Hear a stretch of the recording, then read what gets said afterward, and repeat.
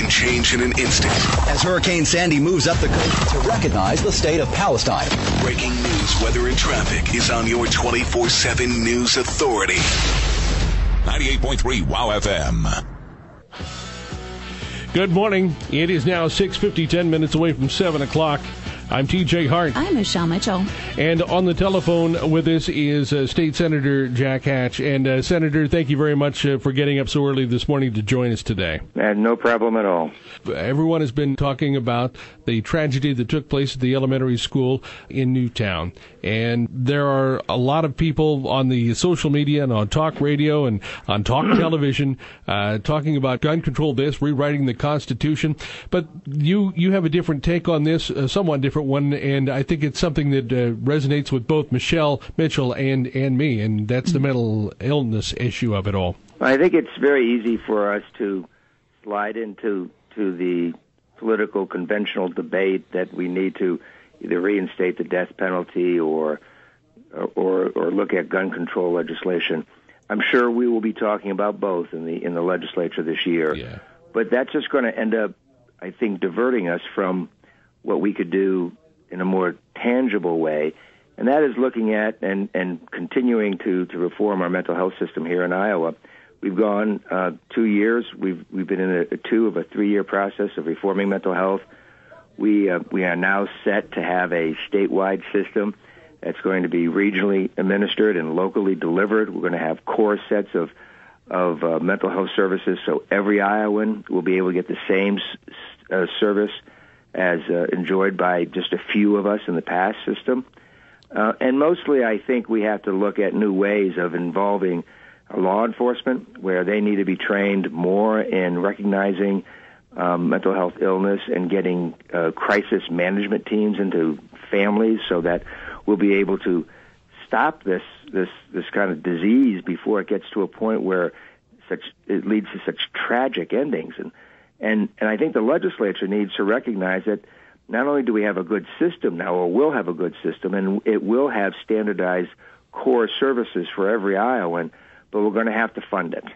And we're going to have to put money into crisis intervention and family counseling and get these kids that need help early, and young adults, so that they can be treated and we can avoid the problems that occurred just this last week.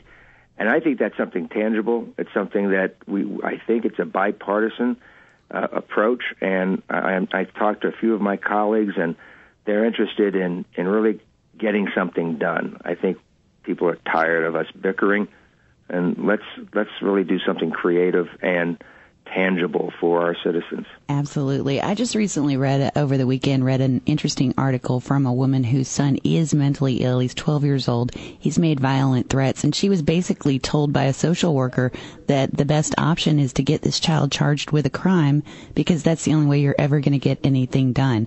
Do you think our criminal justice system is being overloaded with people that they just don't know what else to do with them, so they charge them with a crime just to get them off the streets and out of people's hair? Yeah, that's unfortunately the way that the system has been working for years, and the legislature is moving away from that. We have 7 work groups in the past 2 years made up of professionals, legislators, state employees, community mental health specialists, and we are working at trying to keep the avenues of treatment options open. Mm-hmm. But it means that there's going to have to be available services immediately. Otherwise, law enforcement or parents may feel that they have no other option. Right. And that's a real problem. That's one of the areas of focus that we're going to try to resolve this year. It's 6:54. I'm TJ Hart along with Michelle Mitchell. We're speaking with State Senator Jack Hatch, trying to get out ahead of what could possibly take place in Iowa, as it has in other states with these horrific shootings like the one we just witnessed with the elementary school. And, of course, the talk of getting ahead of the game on delivery systems so that people can identify mental illness and get treatment for it. Yeah, it's real important that citizens, the family members who either think that they have somebody that needs some help, to contact the social worker, the county social services department. Physicians we're looking at getting our physicians better trained. 40% of the psychotropic drugs are being prescribed by family physicians that really have very little training in it. So we get too dependent on taking medication where we're not quite sure that's the right treatment at all. So there's a lot to do in terms of expanding services to families and getting professionals from law enforcement to the courts to physicians really tuned in to the options available for people. Senator Hatch, thank you for being a part of our show, and thanks for giving us your thoughts on this timely issue. And thanks for being so proactive with the whole issue to begin with. Well, thank you, Michelle and TJ, for getting me on and talking about this. All right, anytime. You know the door is always open. Thank you. All right. Bye-bye. Thank you very much. Right now, it's 6:56. I'm TJ Hart. I'm Michelle Mitchell. And this is Des Moines Morning News at 98.3 WOW FM.